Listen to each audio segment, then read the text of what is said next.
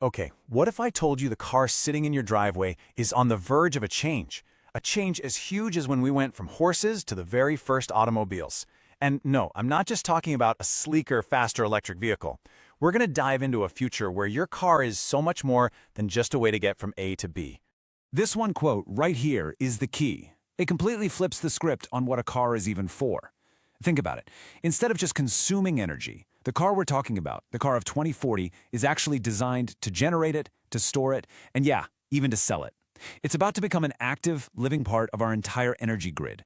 And just look at the kind of specs we're talking about here. A combined range of 1,200 kilometers, a charge time of under 10 minutes, a body that weighs less than 1,200 kilograms, which is wild, all thanks to some seriously revolutionary new materials.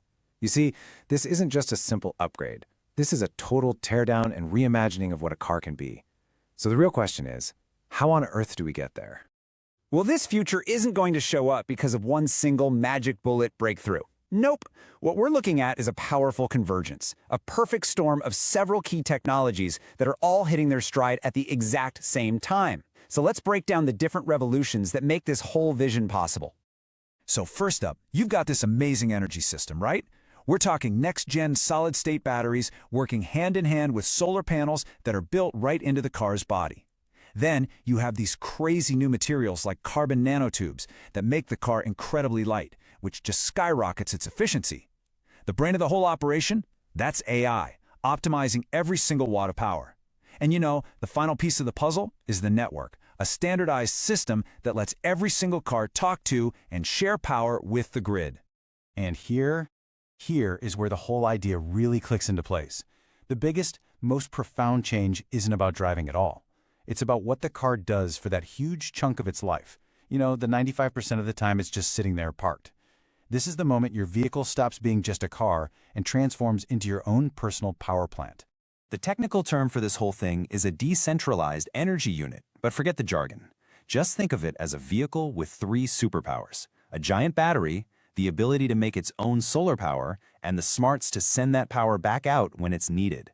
Suddenly, your car stops being this thing that just loses value every day, and it becomes a dynamic, energy-producing asset that can actually make you money. This really shows you the incredible new jobs your car can take on. Power goes out in a storm? No problem. Your car powers your entire house for days. Or how about this? It acts like a tiny energy trader, automatically buying up cheap electricity late at night and then selling it back to the grid for a profit when demand is high. In a real disaster, a whole fleet of these cars could link up and create a pop-up microgrid to keep a hospital running. They literally become the ultimate shock absorber for renewables, soaking up extra solar power during the day and feeding it back when the sun goes down. This quote is honestly the perfect way to think about this shift. For what, 100 years, our power grid has basically worked like old-school broadcast TV. One giant, central power plant sending energy out in one direction. This new model, well, it's the internet. It's a distributed network where every single node, every single car can be both a consumer and a producer of energy. But, okay, let's get real for a second. This all sounds amazing, but the whole thing hinges on electricity. And with the explosion of AI and data centers, I'm sure a lot of you are sitting there wondering if we're just trading one expensive energy source for another. It's a really important question, right? With the demand for electricity projected to just soar, are EVs actually a safe bet against rising energy costs in the long run? Well, to figure that out, we really need to look at how gas and electricity are fundamentally different beasts. So on one hand, you've got gasoline. Its price is directly and, let's be honest, violently tied to the global price of crude oil. It gets yanked around by geopolitics every single day. But on the other hand, you have electricity, and it's generated from this whole diverse mix of sources: natural gas, nuclear, solar, wind, you name it. That diversity acts like a giant shock absorber. A problem in one area doesn't crash the whole system, which just makes the price inherently more stable over time. And the economic argument? Well, the numbers speak for themselves. Just look at the cost per mile.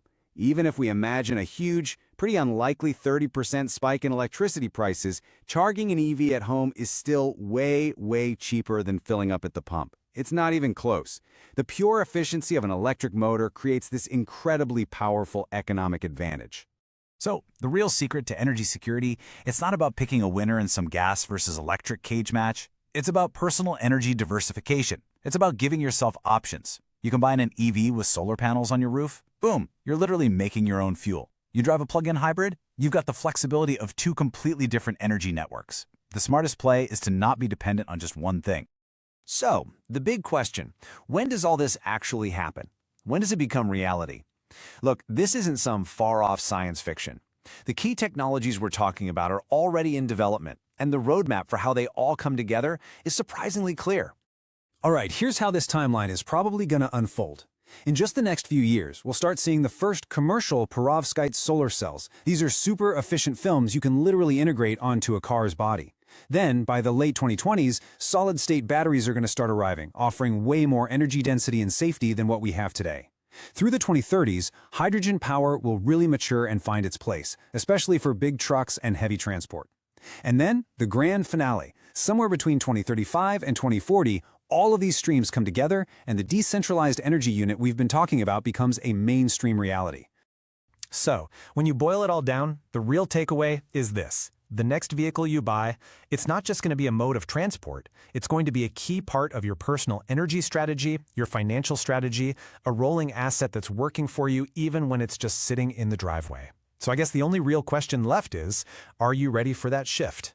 Thanks for joining us for this explainer.